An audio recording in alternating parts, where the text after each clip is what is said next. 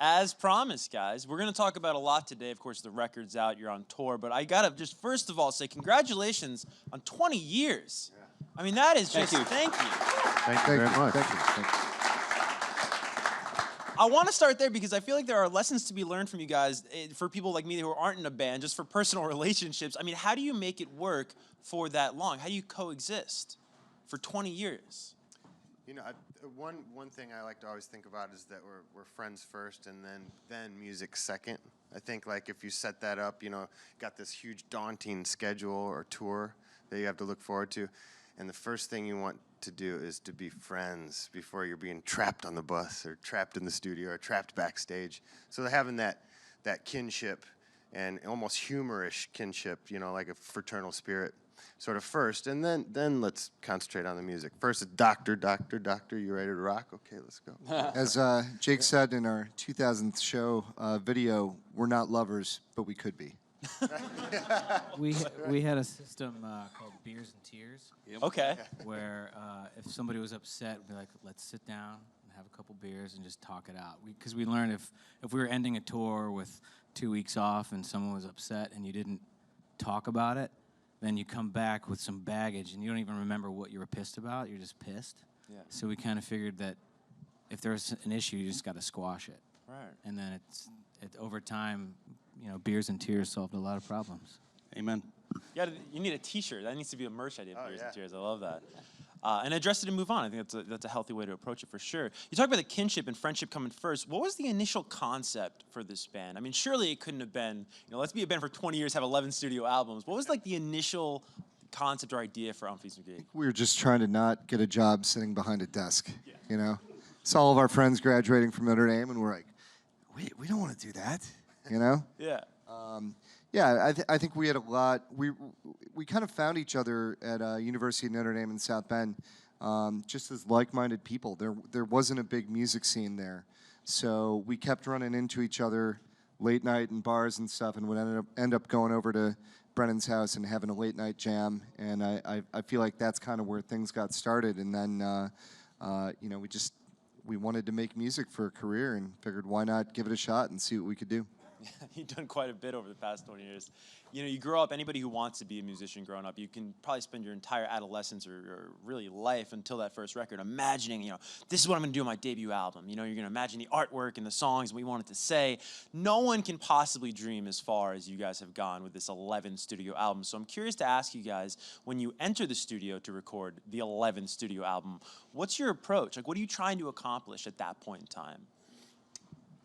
You know, I think after doing so many albums, each one gets a little bit more obvious in the studio. There's all this frightening gear that doesn't make sense to anyone. You turn a knob, is it good or bad, you know? So I think after so many years of steeping in the studio, you end up knowing when you twist that knob how it's going to affect the overall outcome. So it takes years just to figure that out, and let alone with the whole Pro Tools side of things where everything's inside the box, not outside of the box, like real hardware.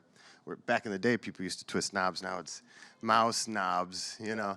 So it's like harnessing the technology and being comfortable with it and applying it to where it shows up, you know, in the positive light, you know, rather than like that could have been better. Yeah. You know, because once it's released, it's done. There's no going back and fixing it. Yeah. So I think we're getting better at quality control now, and every second on the record counts too, instead of like, oh, it's just jam on the record. No, every second on an actual release should be less jam, more about the song, more about the approach, more about the delivery, you know. Yeah. So more of a focused idea. Yeah, I think in the studio we're much more of a rock and roll band, and live we're kind of a rock and roll band that's a hybrid with an improvisational based approach.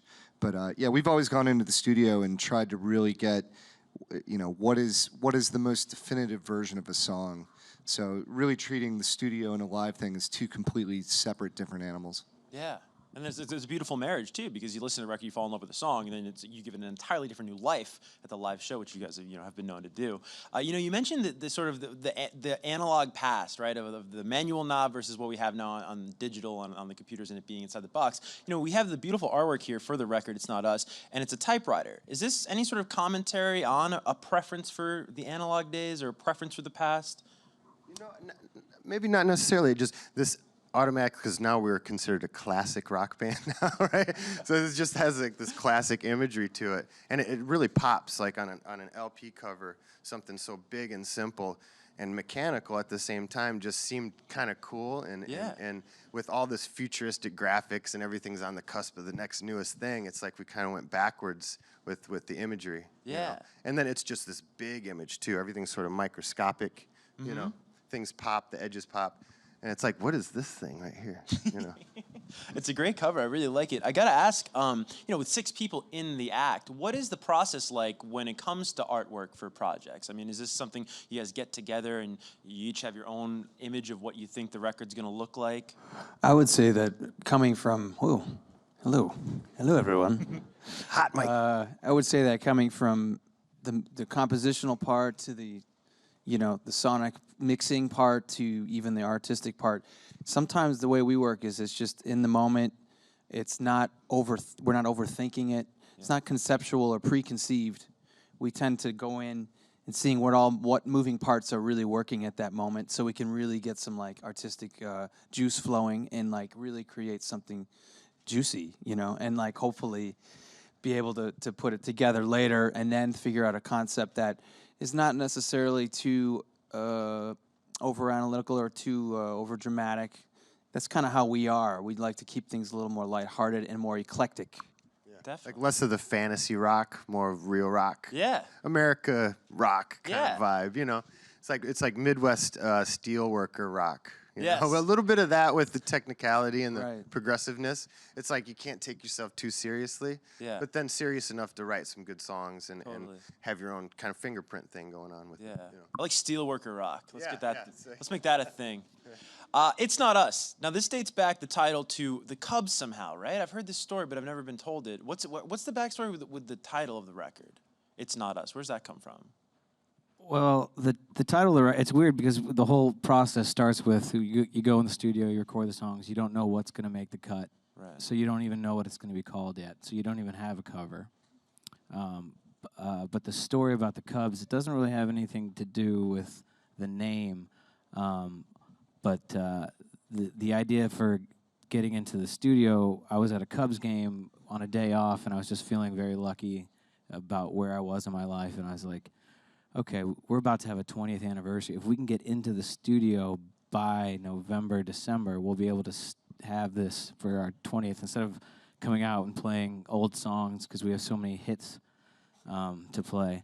It'd be nice to come out Always with in new quotes. stuff. Hits and quotes. Yes, lots of. And actually, we went into the studio 4 days after the Cubs won the World Series. So in Chicago, it was probably the most electric it's been in 108 years, right? So it was a very healthy environment to be creative and have fun. I think we all were very loose. Even the non-Cubs fans were happy.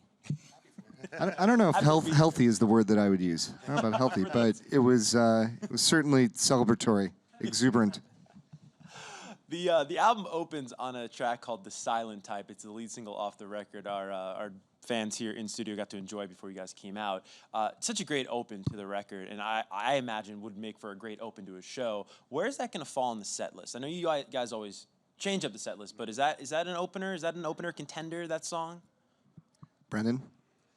We haven't really. We've only played it twice, I think. Okay. So I'm sure it'll start a show. It'll probably end a show. We're not really sure what we're gonna play yet tonight. Okay. We might play this, but I don't think we're gonna play it first. For me personally, vocally, it's like. So if we play it first, the rest right off the bat. the rest of the night, I'm gonna be like.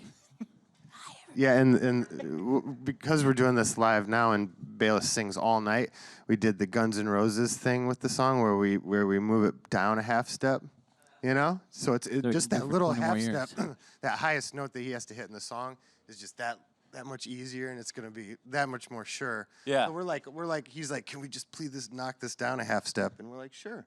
Sounds heavier. Actually, Jake said, let's lower, bump it up a whole I was step. like, I thought it sounded better a little higher in the email. It was like, just joking. Bob Seger, Phil Collins move. Yeah, there you go. There's a sentiment expressed in the lyrics to the song of everybody wants what they can't have. And I was curious to ask you guys, you've been in this game now for 20 years, 2 decades, you've accomplished so much. Is there anything out there that you maybe can't have, but haven't had yet that you still want to achieve or attain? Probably a hit, but without the quotes. No air quotes on the I'd hit. say it's really hard to invest time overseas and get a lot of return back. I think that's probably the one thing we wish we had a little bit more of a foothold in, some European markets, Asian markets. But that's just so hard for a band that tours so hard just in America. Yeah. You got to invest all that time and money overseas and then get the pendulum swinging throughout the years, and then you finally gain some steam. That's probably the one thing I wish we had a little bit more of, of a worldwide appreciation, which we'll just take America. You Good enough. might have also noticed the sticker on this album is Granny nominated. And so you never know. There may be some misspellings in the future, maybe a Grammy nomination if somebody really screws up over there. Like, oh, look at this here. Yeah. So we're, maybe we'll have that too. Who knows? That. Accidental nomination. I think for most of us, what we want, but we're not sure if we can have it. I'd like to think we can. Is for us to be together long enough for our kids to see it and think that we're cool. Yeah. That's like the ultimate. Hopefully we can have that. Yeah. Well, and the peace of mind. I mean, you're talking about the high you were on after the Cubs won and entering the studio on that high. I mean, that's got to be a huge achievement in and of itself to be this far into the game and to have that peace of mind. I think that's rare. So good. I mean, we are, I don't want to, can we swear? Yeah. We're lucky fucks. To be here 20 years doing this and to be able to, the first time we played New York City, we played at the basement of the Wetlands under the main stage in like a room with a couch that you had to walk through the band to take a piss. So to go from there to 3 nights here is just, it's still crazy to all of us. It's incredible. You talked about the 3 nights. Oh, no, I'm sorry. No, it's what's great about the sort of success rate of the band. It's been like slow, steady baby steps throughout the years. Like if there was a graph of success, it'd be just this slow, steady thing. Nothing really shot to the stars, quick and fell fast. I think has a lot to do with the formula of success for our band, particularly, is that the fan base could grow with us, and people that were long timers didn't feel like they were being sold down the river if we got too famous too fast, which we don't really want that anyways. There's this nice steady growth, which was really important to the way we are sort of perceived by the fan base. I think there's a special thing with it wasn't rise so fast, right? Was that the goal, though? I mean, you probably had a million different goals when you were starting out, but I think a lot of young bands, right, you grow up, you want that hit moment. You want that, like, that hit without the quotes, let's say, right? This like peak, this home run moment. But other people, I think as you get older in your career, you realize what's really the win is the consistency, right? To be able to do it for as long as you've been doing it. Do you remember like what the mindset was starting out? Was it like, yeah, let's like take over the world and have this huge massive hit, or was it like, hey, let's have a career, like you were saying before, like let's just stay away from a desk job? Yeah, I think when we started out, our goal was to be able to play around the U.S. Enough that we would have a fan base. We hoped we'd get noticed by a major label. And so we kept doing that for about 10 years, and still nobody was interested. So we started our own label. And I think that part of that, we've had people since then tell us, man, you guys did it the right way. We wish we wouldn't have gone and signed a major label deal. Like, yeah, we were trying, just nobody was interested. So, we accidentally kind of fell into the real grassroots, just building it, brick by brick. And as it turns out, that's how you build a solid foundation. Yeah. I'll go back to when you first asked that question, Joel asked. For me, it was a little different. When I first met Brendan, when he was playing banjo in the Acoustic Cafe, it's like, that guy. But in Banjo with a 1995, when I met him, the goal was never let's take over the world, let's not get desk jobs. It was, hey, let's make music. And I know there were countless nights where him and I had the handshake. It was like, I promise, like Frankie Valli is like, I'm gonna make music with you on a handshake for the rest of my life. And that's what we want to do. And we just slowly went day by day, not looking too far into the future, just making sure that we remained friends, that we remained honest, and that we were pure in that we wanted to make music. I think that was just the basis. I don't think there was ever that looking too far ahead to say, we're just going to dominate and sell out arenas. That was never really the goal. Just remain friends and make good music. That's it. Hell Simple. yeah. I think the farthest, and by the way, we got married a long time ago without the sex part, but the biggest goal I ever personally had was to play at Red Rocks.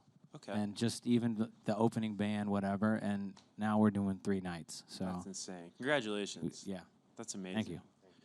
I think to add to that is just, I think what you learn is just growth as a person and maturity through the whole process of what you thought was important becomes not important. It's more about something else beyond you. And you realize that, well, that's part of life. So we might as well just be, thankful for what we have.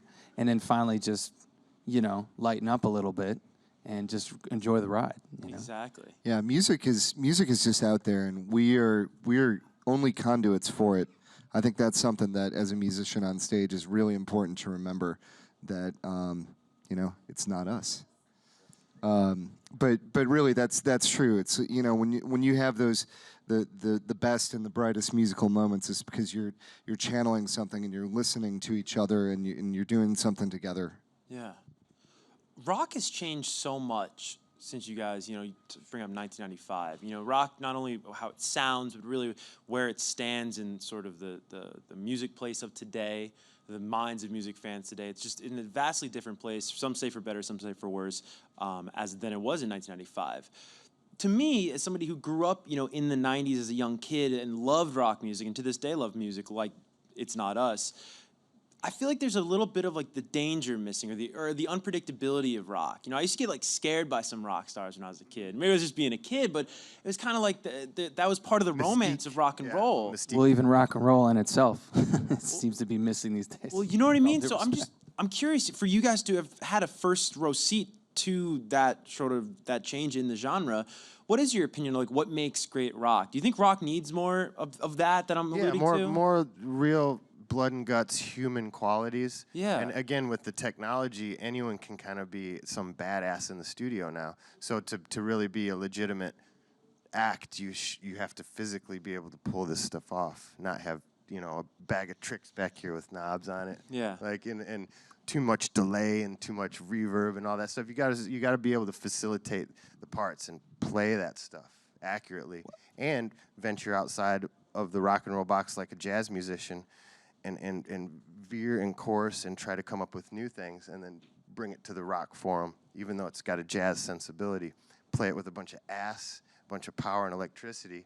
That's where rock and roll music's going now, Absolutely. I'm not sure which part you're asking, because if we were a band in 1985, we'd probably be dead.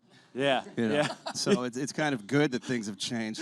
And I understand the mystique too. Like you didn't have social media, you didn't have access to meet your heroes, and there was something cool and mysterious about that band in 1986 or 96, and they were just like, dude, he's a rock god, he's a rock star. But now you can tweet him or send him a picture. Right. Or do something. So that's just adapting to how it's changed. And we're dads now, we're older and we're matured, and we're not as crazy as we used to be anyway, but it's still rock and roll. Yeah. It's just keep it behind the scenes. Right. Yeah, I think with songs like Dark Brush or Wizard Burial Ground, even Remind Me, we're not afraid to cross some boundaries and probably surprise some people in the live show about how dark or heavy something gets. And I think that's something that there's not a lot of that out there in rock and roll now. At least people that are playing as many styles and varieties of music as we are. So I really like that element of being able to frighten people a little bit and push them out of their comfort zone. I think that's important. Yeah, I mean when you've got a 3.5-hour show and it's just one style, I would be bored. Yeah. Or the light show better be good, but why not have a great light show and 16 different genres that we can kind of flex in and out of? I think that makes a band more enticing. When you look for the long haul of a band, someone you could go see 5 nights in a row. We think about all those things. Like, who would we want to go see? Man, someone that did like all these things. Yeah. And did them well. That's kind of what, keeping the bar just without a reach, Right. Like make the bar unobtainable. Well, even listening to this record, and I know you're talking about the live element right there, but even listening to this record, it seems to me as a listener, you guys really took into account, somebody's attention span, because this is an eclectic record. I mean, really, that word is thrown around quite a bit when you're talking about new music and new songs and new albums. But this is like a playlist to me. I know that's like a new cool buzzword, but really, this is a rock and roll playlist where you're gonna get there's songs in here that sound like an industrial vibe. There's songs in here that are just good old steelworker rock and roll. Yeah. It runs the gamut, but it's all quality. That's the theme throughout the entire record, and I think it's really cool because you can't get bored, and also you can listen to it again and again, just like you can go to your shows again and again. I just did want to talk about one thing before we go to the audience, though, and it's these 3 dates at the Beacon Theater that kick off tonight. It culminates on Sunday, and that's your kind of honorary birthday or legitimate birthday. What's going on Sunday? As a band, of course. Sunday is the 20th anniversary of the first night we ever played a gig. Literally, it's the What are the chances of that? Very, very, very, very. It's the chances of Guns N' Roses getting back together, right? Right. Yeah. And it's literally the 20 years to the date that we played our first show. And we were telling the story yesterday. The first song we ever played, within 15 seconds, the power went out. Oh my gosh. Great start. What a kickoff. But it's like a birthday party. That's incredible. We're almost old enough to drink. Yeah, exactly. I was gonna say 1 year, right? And then you'll be there for sure. When the show's over and you guys sort of go backstage and have that moment of reflection, who do you think is the first person that's gonna cry? Ryan? Very emotional these That days. was quick. Being a husband and a father, quite emotional. Just own it. I love it. That's great. All right, well, we do have so many fans here. This is one of the biggest crowds I've ever seen it build. So let's get to the audience portion of the show. Where's our first question going to come from? In the back. Jake, you mentioned you guys kind of wish you had more appreciation worldwide. Yeah. Aside from holidays nowadays, it's been a couple years since you guys have really been anywhere like London or Canada. Right. Is there any plans in the future for any international touring? Not right at the moment, just because of the release of the new record. And I think that we're just focusing on our energy and where can we put our energy best used. And I just don't think it's ready to go over to Europe just yet. It would be nice to be involved with maybe some open air festivals instead of maybe doing club dates. I feel like that would be the best move for if we do go over there. Maybe hit the Fuji Rock Fest again in Japan, and then maybe hit some open air things in Germany or Europe. That would be great for if that would happen. But nothing this year. Yeah. Maybe Norway. Yeah. Where is our second question going to come from? Right here. Hey guys, first of all, thanks for being representative of the Midwest, Ohio guy right here. I've been to a ton of shows, and I've seen kind of songs be created on the fly. How do you decide? So, for instance, I was looking up Waist Down, which has been played in forever. How do you guys decide what you continue to play, and what ends up becoming part of the album? One of the songs I know on the new album is from a jam that I heard a long time ago. So I'm just curious how all of that comes together. Well, our new track, Maybe Someday, actually takes a couple parts from Waist Down. So we repurposed something. That was an older tune that we probably only played 10 times live. And we never really kind of found our comfort zone with it. And we liked some of the parts of it, but we weren't thrilled with the overall sound. So sometimes that's what you got to do. You got to go back to the drawing board and figure out something new. But I think in general, there's just an overall level of comfort or feel to where we know when a song is sounding good or when a song needs something else in the arrangement at this point. And you have to be unafraid to go back and acknowledge that and say, okay, guys, we need to change this and make an adjustment. And that's something that we've done with a lot of tunes over the years that I think has been beneficial to the songs. Yeah, and too, looking at a song like a piece of clay that you can maneuver around and shape and twist and then let it sit on a shelf for a year, and then you can actually go back to it and maneuver and twist it around. It's hard to come up with art and then dissolve it to make it better. I think that's a really hard thing for songwriters to grasp, to make their songs better. Not just 1 or 2 drafts, but 6 drafts of a song before it's finished. Like a great book needs that many run-throughs to make it perfect, So we kind of do that with our songs, that go through all these massaged rough drafts and maybe we'll add this. You know what? I got a great section for after the C section. This will be the D section, and then we'll go back to the A section, and then finish it off with the B section chorus. You know, so there's like this mechanical formula to making the song better by removing and adding, removing and adding. Yeah, totally. There's been a lot of maturity in the ego as well, to go further with what Jake's saying. Is when you bring your art, your creativity, and someone says, that's really not working, you have to be cool with it. Say, okay, it's really not, and accept that, instead of being stubborn, where we might have been like that 20 years ago. Totally. So a lot of that is matured and figured out, and like Waist Down, the song just wasn't working, and majority were saying, yeah, it's not happening. And we were all cool with that. And we're very democratic, especially in the studio and live. Say, hey, let's try this, and everybody's at least open to that. And I think that's a reason why we're still sitting here today and Absolutely. not pissed at each other. And I also wanted to add, I think we have a very healthy relationship with our fan base where we listen to their opinions. Sometimes too much, where there's been points where I've been talking to friends and like, what do you think of that? And they're like, or what do you think of that? And they like something that I personally didn't, you know. And sometimes someone will say, why don't you play that ever? You know, what happened to this? And I'm like, oh yeah, I forgot about that one. So it's the reciprocal relationship. I mean, you're part of the problem. It's not us, it's you.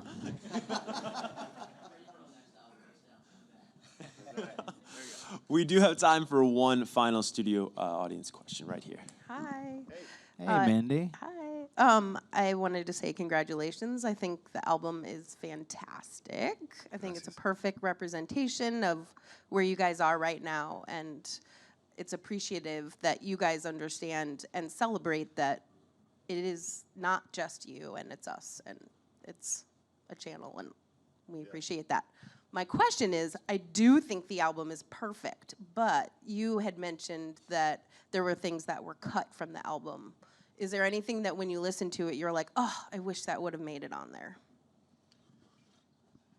Yeah, definitely. I mean, songs are like little children, and then when they don't get to make it into the playground, they're Just sick. send them away. Yeah, these ones are sick. They need to go to the hospital.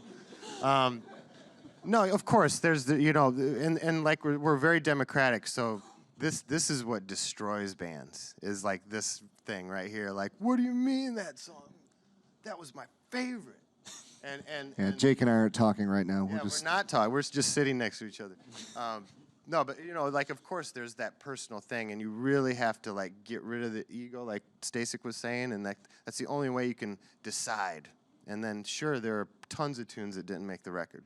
Yeah, a lot of songs. I think part of it for me has become Cannot say. sometimes I want the rest of the guys to make a decision without me because I don't want to be responsible. You know, I think that's the other thing. Sometimes I think it's hard to know what the good stuff is. We're so inside of the whole process of the project that eventually you're just like, I have no idea. I have no idea what's good and what sucks. And part of the problem is a function of just we're a touring band, and we have to get back out on the road. We've got 22 full-time employees, and they have kids. And if we could take 6 months off and we could finish everything. But at some point, you have to kind of cut your losses and be like, this is going to work. Let's just do it while we're all here, because he lives in Nashville. He lives in Charleston. He's in Los Angeles when he's not in Budapest or wherever he travels to, and he's in South Bend. Budapest is awesome, by the way. I'm sure. I've been to the airport. But we were only in the same room for 5 days, so you can only get so much done. Yeah, at some point, it's just kind of like on a humble level, it's like anyone else's occupation in a team of workers that you work with. You have to figure out, how to be diplomatic as well, just as much as a creative leader or artistic leader. It's just, that's life. Yeah, working together. Well, unfortunately, gentlemen, this was a great conversation, but we're out of time here at Build. If you're watching right now and you want to check out the album, It's Not Us, it's available pretty much everywhere digital music is, whether it's streaming or you want to pick up the copy on iTunes or really anywhere music's available. It's so funny. You used to be able to say, pick it up and it's on store shelves now. Just buy the record. The yeah, LP. exactly. But it is available everywhere digital music is. And of course, if you want to check out Umphrey McGee on tour dates and tickets are available on your social media. Would that be the best place to check it out? Umphreys.com. Yeah, we're on Instagram at Umphreys McGee. Twitter, same thing, at Umphreys McGee. SoundCloud. Nice. Yeah, YouTube channel, Video. Sweet. Joel's the site manager for all those too. Everywhere. Omnipresent. All right, thanks so much for stopping by, guys. Thank Thanks, you. guys. Thank you.